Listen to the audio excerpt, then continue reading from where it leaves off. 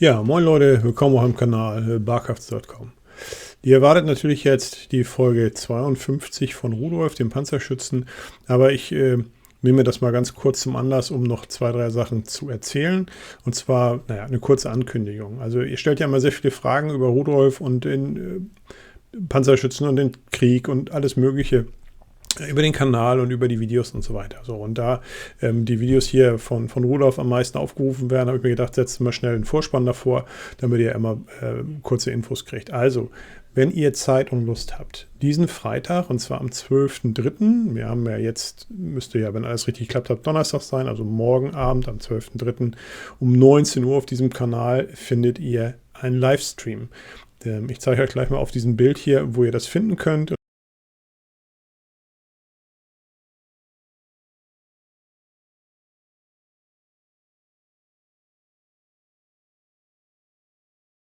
Und zwar, wenn ihr darauf geht und darunter, dann ist die Ankündigung für den Livestream. So.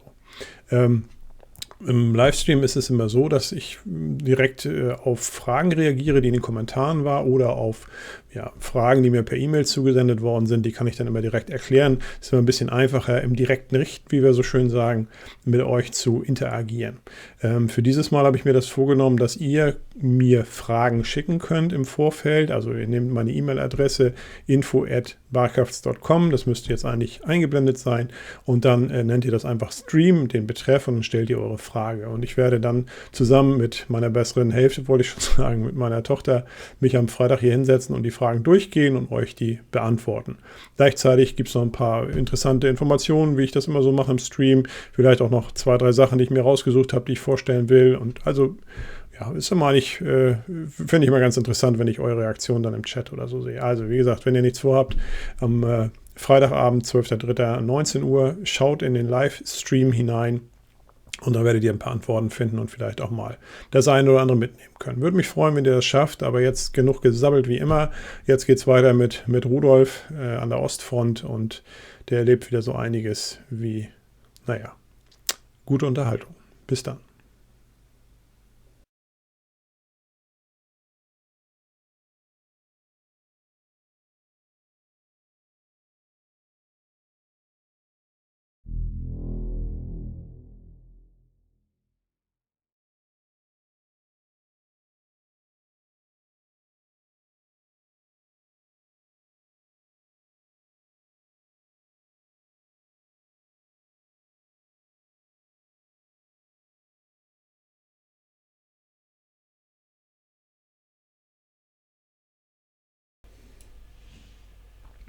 Tagebuch, Ostfront, Heeresgruppe Don, Februar 1943.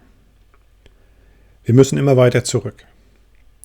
Wie ein riesiger Wurm zieht sich die gesamte Division auf den schmalen Straßen zurück.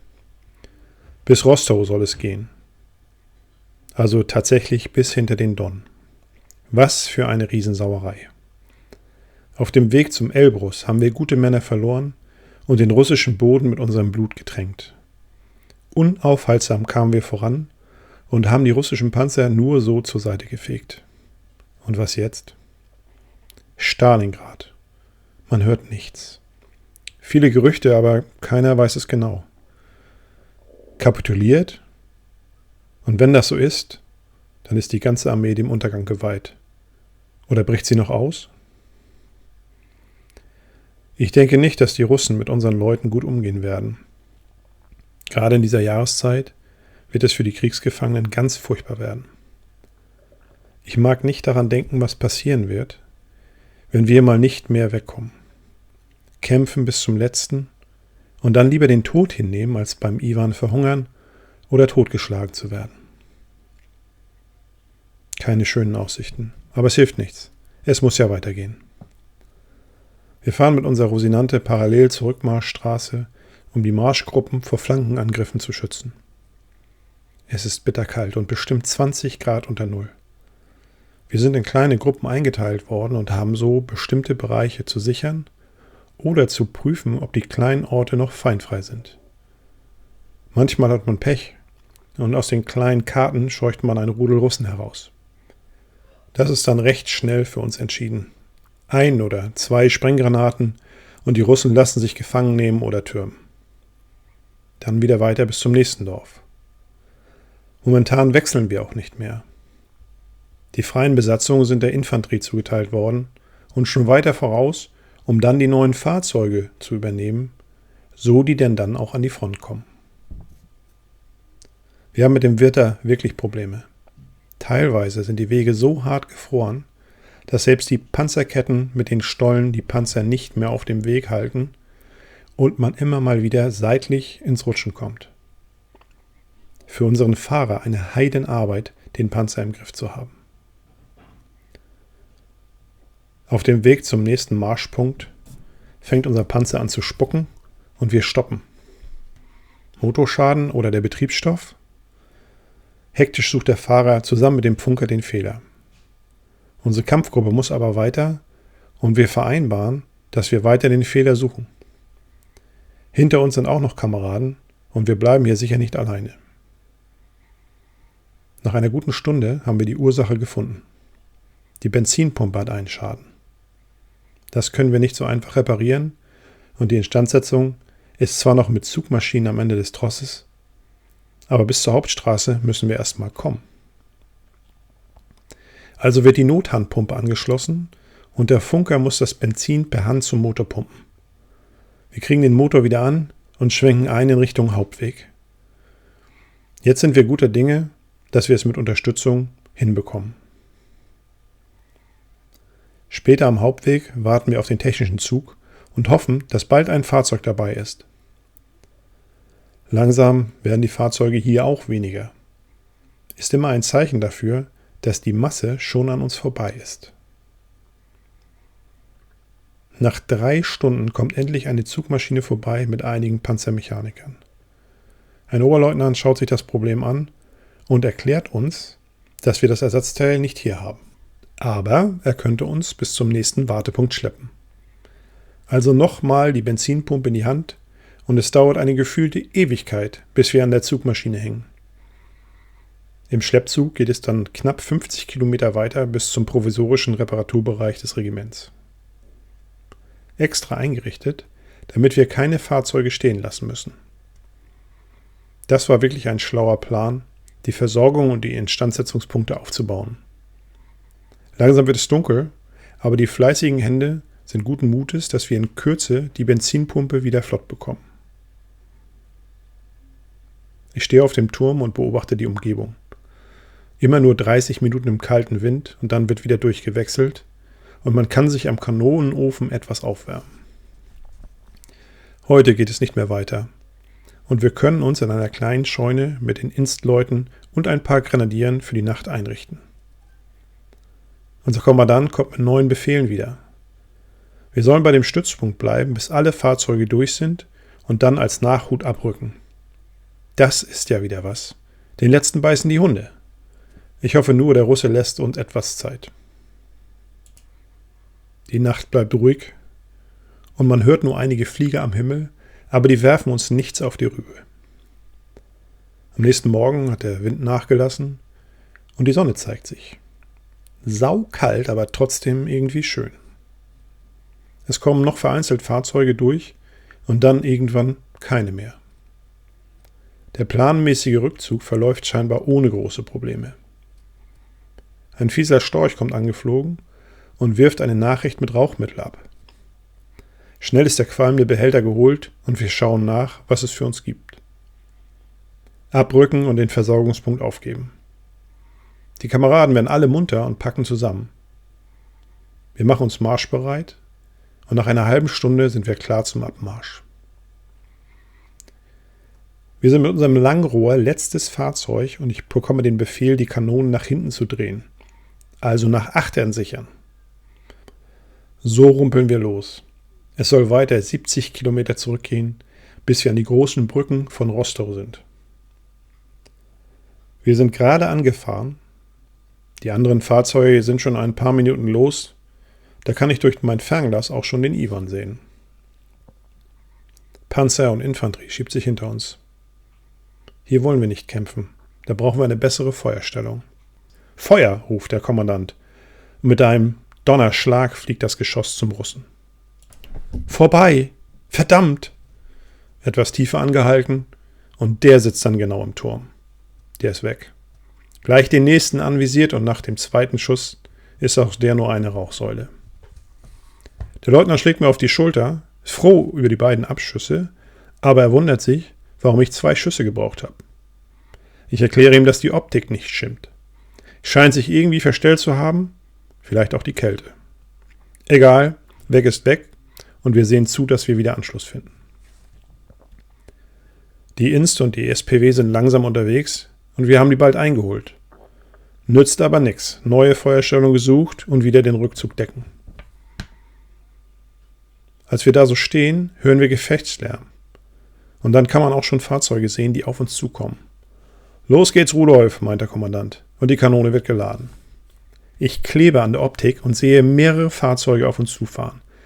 Keine Panzer, aber schwer zu erkennen. Die fahren wie der Teufel. Das erste Fahrzeug wandert in die Optik und ich höre den Leutnant sagen, ich soll feuern, nach eigenem Ermessen. Gerade will ich abfeuern, da sehe ich im letzten Moment ES grün steigen. Keine Sekunde zu früh. Eigene Truppen, in wilder Flucht vor dem Iwan. Jetzt liegt auch noch Mörserfeuer auf den eigenen Fahrzeugen und scheinbar sind schon 2 getroffen. Da müssen wir ran. Feuerstellung verlassen und los geht's. Wir preschen über die verschneiten Wiesen unseren Kameraden entgegen. Bis auf 300 Meter ran, dann können wir die Russen auch schon sehen. BT-7 und T-34 im Angriff. Kein Mörserfeuer mehr, aber die unsrigen haben schon was abbekommen. Wir machen einen Schießhalt und feuern an den eigenen Truppen vorbei auf die Roten. Ein BT-7 brennt schon. Jetzt haben die T-34 uns erkannt und eröffnen das Feuer auf uns.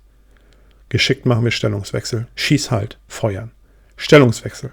Und schon ist der zweite Panzer getroffen. Die 2 cm Flak schießt auf die Russen.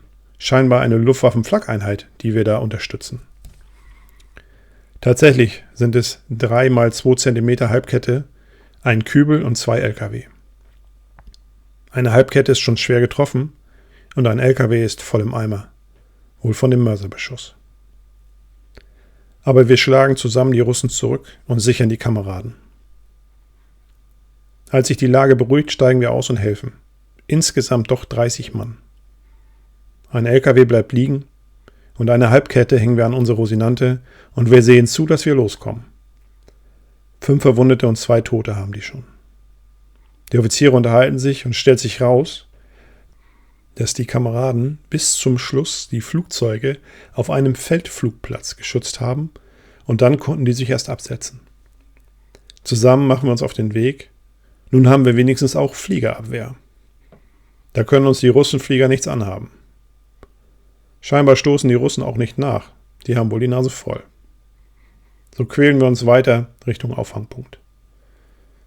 Leider findet man hier und da Fahrzeuge links und rechts der Rollbahn, die scheinbar aufgegeben worden sind, weil die Kameraden keine Möglichkeit der Reparatur hatten. Und die Inst fährt bei der Feindlage nicht mehr zurück und holt die Fahrzeuge.